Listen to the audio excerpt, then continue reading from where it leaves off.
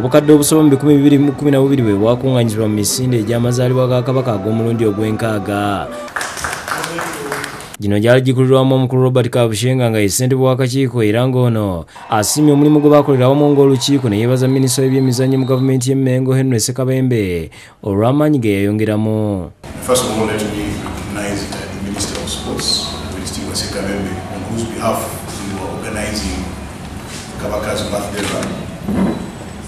For us as a committee, we're really proud because it's the one event that has become, or is fast becoming, a prestigious event. Kabushenga yeebaza Ssaabasajja olw'obwesigwa bwe yamussaamu n'akakiiko ke bw'ati n'asuubiza okwongeramu amaanyi okusinga ku mulundi oguwedde. Omwaka ogujja kye mbasaba mwongeremu amaanyi emisinde gibeerere ddala emisinde abantu mu nsi zonna baagala okwetabamu. Omukolo gubadde ku Bulange Mengo nga gwetabiddwako ab'ebitiibwa ab'enjawulo bakitunzi kw'ossa ne basisita abasawo okuva e Kitovu. Minisita w'enkulaakulana n'enteekateeka Ogwansibirwa mu kwogera kwe asiimye Kabushenga n'akakiiko ke olw'omulimu omulungi gwe baakola okusobozesa emisinde okutambula obulungi. Wakakiiko emisinde munabyalabya babali Ssaabasajja Kabaka omukungu Robert Kabushenga wamu n'omumyuka w'omukungu agambye nti Ssaabasajja alagidde okwongeza ensimbi ebitundu 40 ezibadde ziweebwa abasawo b'eddwaliro ly'e Kitovu okusobozesa okujjanjaba abakyala obulwadde obw'okutonya buyite FISTULA era kwe kubakwasa cceeke ya bukadde 7.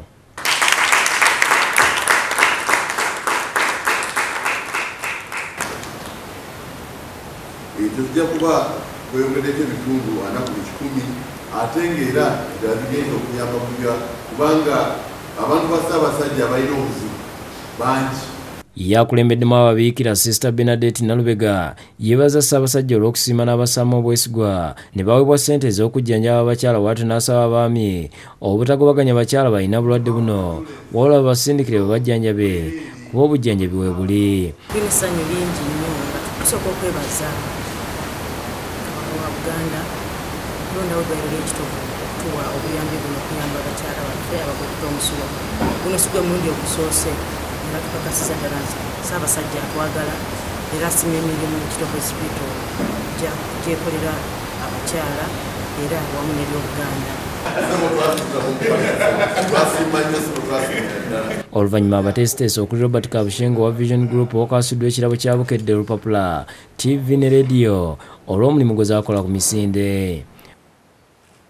Ronald Kakoza yakusakidde Gwino ku Bukedde TV.